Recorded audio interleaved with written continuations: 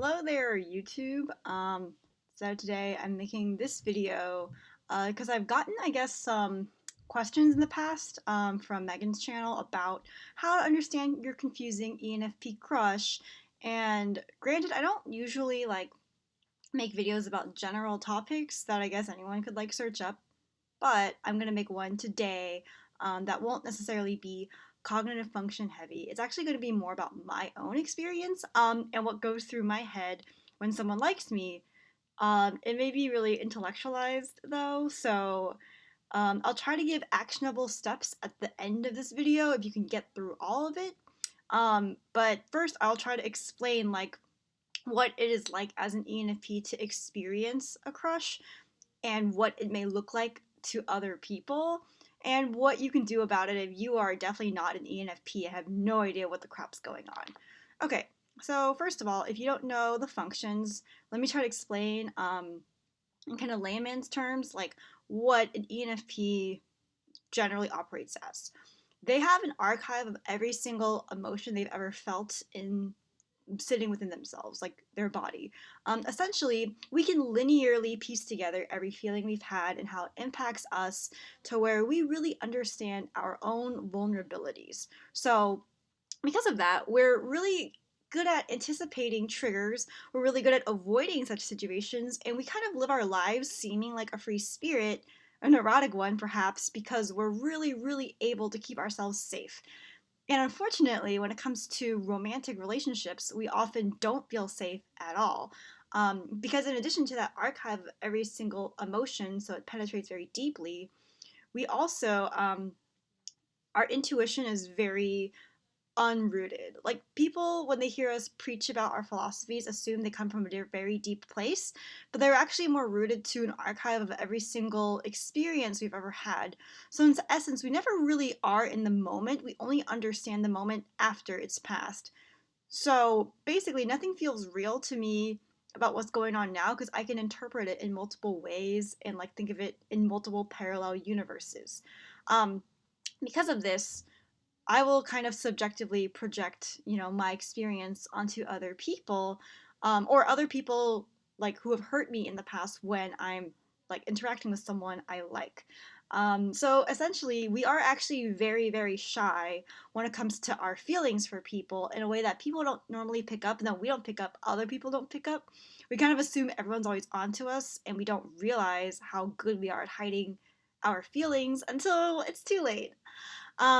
Yeah, but so for me at least, I've been told that I'm very intimidating when it comes to like I guess my social persona. I've been told I'm very charismatic and very good with people, and I guess that's true, but it's not something I often think about. In fact, I've actually never dated anyone, and this is actually a huge point of insecurity, whereas I think other people assume that I've never dated anyone because I've never found anyone worth committing to. But in essence, it's actually because I'm never very upfront about my feelings, and I'll assume the other person would never like me back.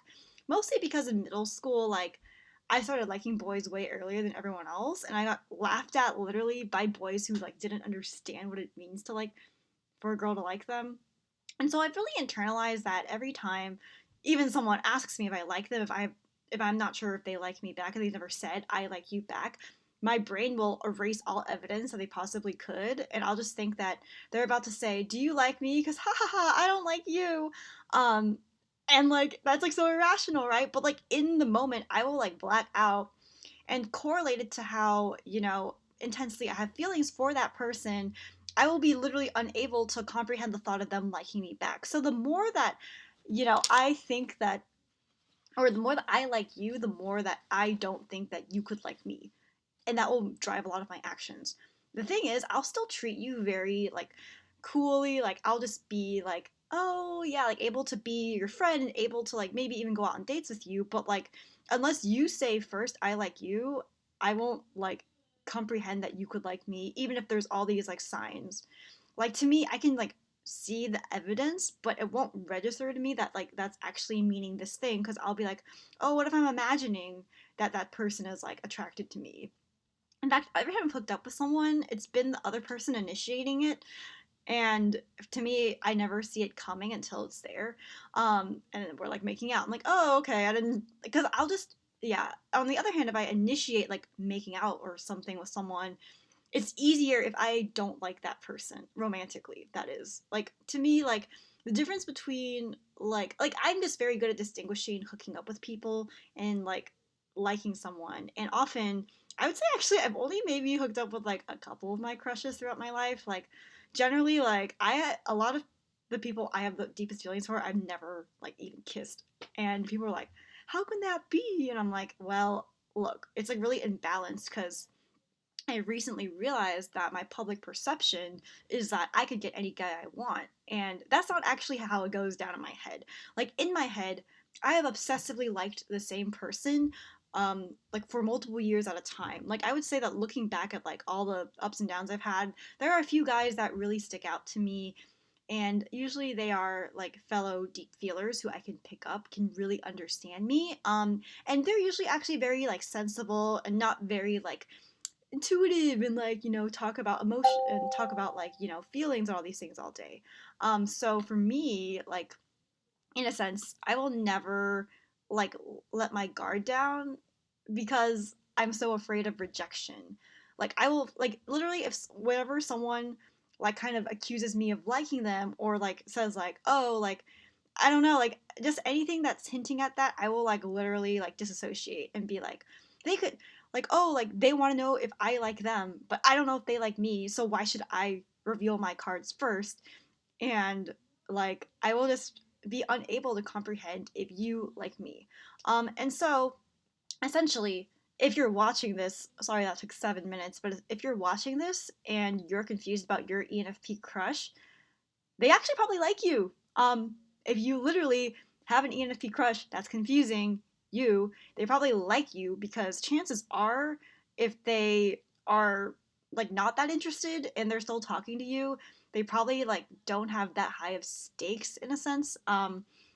There's like some variation along this way, but like if they're going, it seems back and forth, they're like maybe not aware of it. Even for me, as I'm making this video, it's like I can say all this, but the moment I actually see my crush, I'll just start giggling and being like, oh, haha, and like not really know like what to explain to convey how I feel without also getting like hurt. So basically, it's because we feel like being vulnerable with someone is embarrassing. So maybe we'll always like hit you up about whatever. Um, and like we'll never like upfront be super overtly flirty. Like we might hint, and maybe we'll talk in circles around what we view dating as, hoping you'll put the pieces together. But you literally have to just give it to us straight because we won't give it to you straight. Like for me, when I like someone, I try to show them by constantly initiating, like hanging out, and I make time for them in my schedule in some way. And like if I don't like you, it'll be like kind of blasé to me. Um, it'll just be like, oh, we'll hang out when we hang out. But if I'm trying to consistently see you, that means I like you. And if I haven't talked at all about other guys I'm currently seeing, it means I probably like you as well. Or, I mean, maybe I could like say, oh, there's this other guy and try to like look to see if you like react or something. But then the thing is, like, most people will like not show that. But I would say like a healthy ENFP will like try to like talk. They'll talk. Okay, the nuance is they'll talk about like their past relationships to hint that you're different. They won't say that they like this person so much and basically make you give them advice usually. They'll like, you know what I mean? So yeah, but basically assume that playing it cool is a defense mechanism, and there's a lot more that goes on behind the scenes than you realize. We orchestrate things like befriending your friends, starting to be interested in what you're interested in, starting to like try to get you to talk about what we want to talk about. um, Basically talking about how you're different than other people and you mean so much to us without ever maybe spelling out that we like you, because we don't want to say the actual concrete thing because that would take so much effort. Because we have so many feelings to like protect, um, we just spend a lot of our time trying to like not get hurt, and we spend a lot of time honestly over analyzing every single thing you do. Now, for the type nerds out there, this is different than being an INFP because we are always doing things and meeting new people and kind of like keeping the energy moving. So, in a sense, we'll obsess more over if you like us than just dwelling on the fact that we like you, but we're always aware of it. And essentially, if you do a bunch of things that are confusing to us, we will maybe spend months thinking about them to where we can't even like properly interact with you because we're so traumatized from that. So literally, and also, if we ever actually get upset at you and yell at you for any reason, we also probably like you because we usually can like keep it pretty chill. So yeah, I would say that like ENFPs can be some of the most confusing and difficult people to like because we just overreact to virtually everything internally, and no one ever catches us on that unless you have really good friends. So we're just not that good at taking things at face value, including telling someone how we feel, because we just regress into our own trauma. And yeah, so basically, if someone wants to date us, they'll have to be really explicit. And like, basically, the minute that someone says that they want to be friends, just friends with me, even if like that's because I'm acting like we're just friends, I will literally assume that I imagined the whole thing. I'm very prone to, I guess, gaslighting myself in that sense of like, if someone even shows one sign that they don't like me and they miss my cues, I won't even think about what I've been doing that might be them missing my, or that might be me missing their cues. I'll instead resort to being like, they never liked me. Oh my God, I've imagined the whole thing. Like, it's all in my head. Because to me, my experiences are so subjective but concrete that like I'll be like, just because I feel the presence of this connection doesn't mean that you do. Like, I'm reading the vibe and maybe it's all in my head. So like, it's funny because I'm literally a tarot reader. I read energy for like a living, but I'm very unrooted in like as it pertains to blocking out my own traumatic experiences with like feeling rejected by people my entire life. So that overshadows like basically the burden of objectivity no longer falls on me when it's my own experience. So if someone like me came to me, I could read the situation for filth, but once I'm in it, I can no longer be objective. So it tortures me because like, like for me right now, like I've liked the same guy for like almost a year now.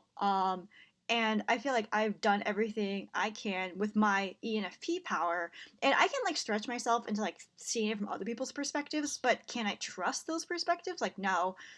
So it's like a huge debacle.